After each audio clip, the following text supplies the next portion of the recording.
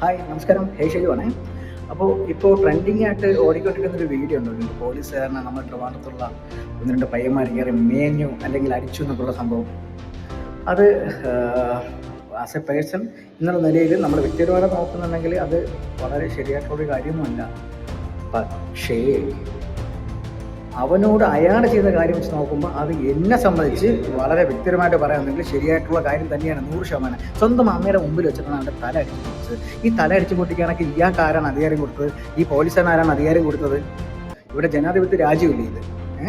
അപ്പോൾ ഇങ്ങനെയാണോ ചെയ്യേണ്ടത്? ഒരു ലാത്തി ഉണ്ടെങ്കിൽ തലയ്ക്കും വേണം അടിക്കേണ്ടത്. അത് സ്വന്തം അമ്മയുടെ മുമ്പിൽ വെച്ചിട്ട്. മോനെ, നീ ചെയ്തത് പെർഫെക്റ്റ് ആയിട്ടുള്ള ഒരു സംഭവമാണ്.